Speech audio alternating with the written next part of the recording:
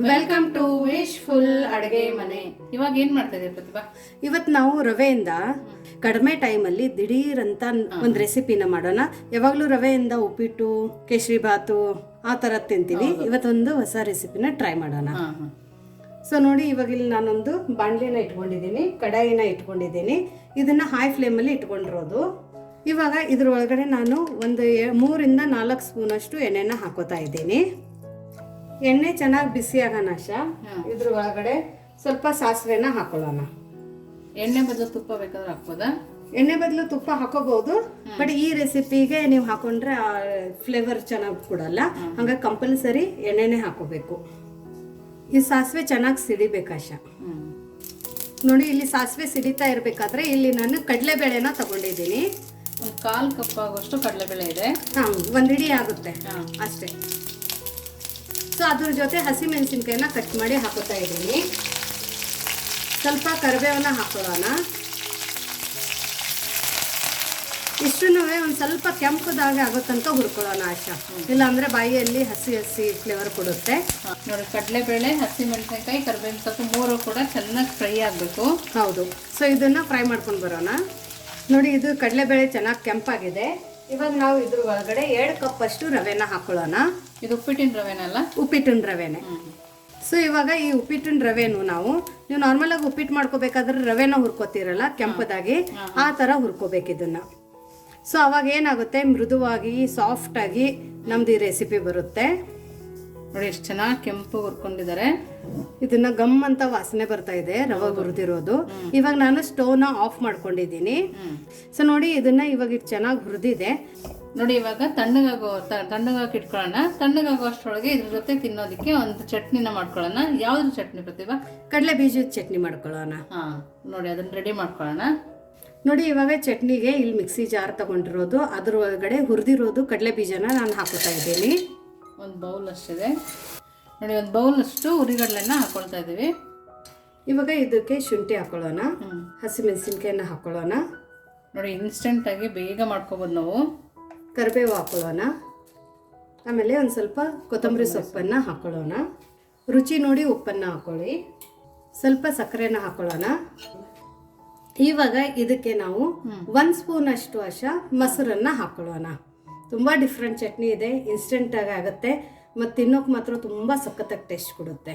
So ಇವಾಗ ಇದನ್ನ ನಾವು ಸ್ವಲ್ಪ ಸ್ವಲ್ಪ ನೀರನ್ನು ಹಾಕೊಂಡು ಚಟ್ನಿ ಥರ ರುಬ್ಕೊಂಡು ಬರೋಣ. ನೋಡಿ, ಚಟ್ನಿನ ಈ ಥರ ರುಬ್ಕೊಂಡ್ಬಂದಿದ್ದೀವಿ. ನೀರು ಹಾಕಿ ತೆಳುವಾಗಿ ರುಬ್ಕೊಂಡ್ಬಂದಿದ್ದೀವಿ. ನೋಡಿ, ರುಬ್ಕೊಂಡು ಬಂದಿರೋ ಚಟ್ನಿನ ಒಂದು ಬಾಣಲಿ ಒಳಗಡೆ ಹಾಕೋತಾ ಇದ್ದೀವಿ. ಇದೇ ಮಿಕ್ಸಿ ಜಾರಕ್ಕೆ ಇನ್ನೊಂದು ಸ್ವಲ್ಪ ನೀರನ್ನು ಹಾಕೊಳ್ಳೋಣ. ನೋಡಿ, ಈ ಮಿಕ್ಸಿ ಜಾರಲ್ಲಿ ನಾನು 1 ಗ್ಲಾಸ್ ಅಷ್ಟು ನೀರನ್ನು ಹಾಕೊಂಡಿದ್ದೀನಿ. ನಾವು ಮಾಡೋ ಅಂಥ ರವೆ ಇಡ್ಲಿಗೆ ಒಂದು ಸ್ವಲ್ಪ ಚಟ್ನಿ ತಿಳಿ ಇರಬೇಕು, ಗಟ್ಟಿ ಇರಬಾರ್ದು. ಹಾಗಾಗಿ ನಾನು ಇಲ್ಲಿ ತಿಳಿ ಚಟ್ನಿನ ಮಾಡ್ಕೋತಾ ಇದ್ದೀನಿ. ಇದನ್ನೆಲ್ಲ ಮಿಕ್ಸ್ ಮಾಡೋಣ.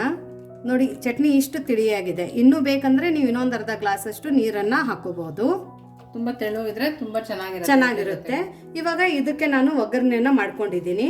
ಎಣ್ಣೆ, ಜೀರಿಗೆ, ಸಾಸಿವೆ, ಒಣಮೆಣಸಿನ್ಕಾಯಿ, ಹಿಂಗು ಮತ್ತು ಕರಿಬೇವು ಹಾಕೊಂಡು ಒಗ್ಗರಣೆನ ಮಾಡ್ಕೊಂಡಿದ್ದೀನಿ. ಸೊ ಬಿಸಿ ಒಗ್ಗರಣೆನ ನಾವು ಇದ್ರ ಒಳಗಡೆ ಹಾಕೋತಾ ಇರೋದು. ಇದನ್ನೆಲ್ಲ ನಾವು ನೀಟಾಗಿ ಮಿಕ್ಸ್ ಮಾಡ್ಕೊಳ್ಳೋಣ. ಸೊ ನೋಡಿ, ಚಟ್ನಿ ಎಷ್ಟು ಚೆನ್ನಾಗಾಗಿದೆ ಅಂತ. ಸೊ ಈ ಥರ ಇವಾಗ ಚಟ್ನಿ ರೆಡಿ ಆಗಿದೆ. ಅಲ್ಲಿ ರವೆನೂ ಕೋಲ್ಡ್ ಆಗಿದೆ ತಣ್ಣಗಾಗಿದೆ. ಇವಾಗ ರವೆ ಇಡ್ಲಿಗೆ ಅದ್ರ ಒಳಗಡೆ ಯಾವ್ಯಾವ ಇಂಗ್ರೀಡಿಯೆಂಟ್ಸ್ನ ಹಾಕಿ ರವೆ ಇಡ್ಲಿನ ಮಾಡೋದು ಅಂತ ನೋಡೋಣ. ಸೊ ನೋಡಿ, ಇದು ರವೆ ಚೆನ್ನಾಗಿ ಕೋಲ್ಡ್ ಆಗಿದೆ ಇವಾಗ ರೂಮ್ ಟೆಂಪ್ರೇಚರ್ಗೆ.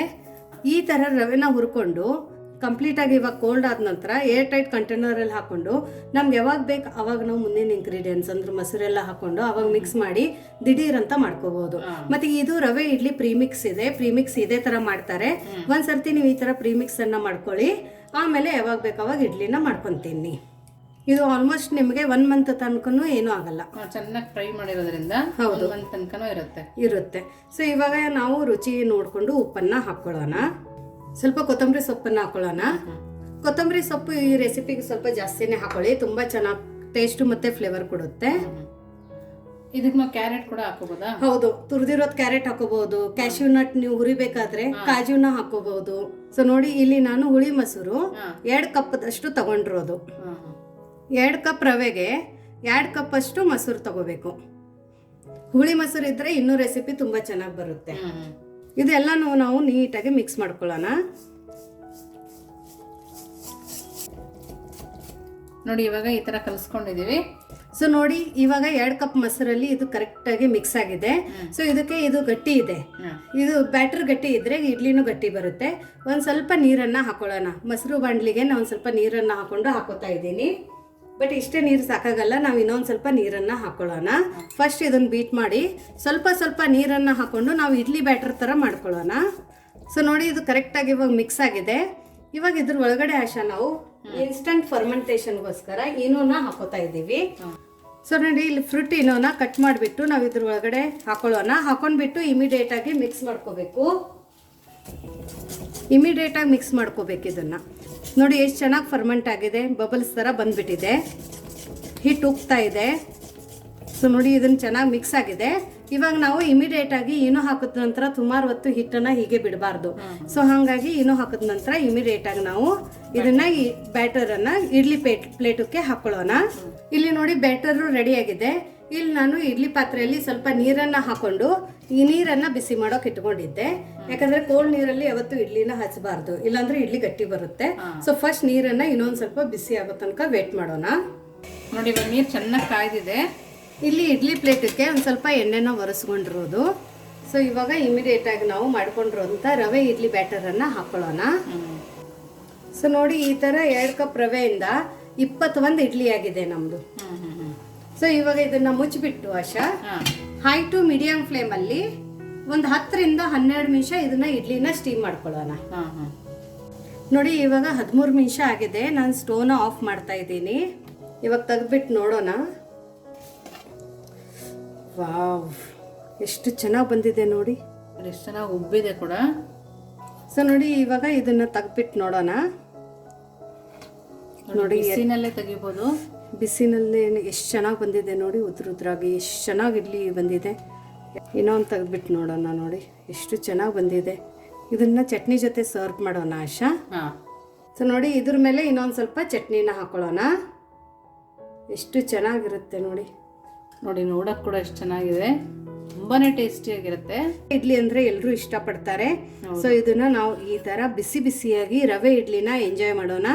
ನಿಮಗೆ ಈ ರೆಸಿಪಿ ಹೇಗೆ ಅನ್ನಿಸ್ತು ಅಂತ ಕಮೆಂಟ್ ಮೂಲಕ ತಿಳಿಸೋದನ್ನು ಮರಿಬೇಡಿ. ಸೊ ಈ ರೆಸಿಪಿ ನಿಮಗೆ ಇಷ್ಟ ಆಗಿದ್ರೆ ಲೈಕ್ ಮಾಡಿ, ಶೇರ್ ಮಾಡಿ, ಸಬ್ಸ್ಕ್ರೈಬ್ ಮಾಡೋದನ್ನು ಮರಿಬೇಡಿ. ವಿಶ್ ಫುಲ್ ಅಡುಗೆ ಮನೆಗೆ. Thank you.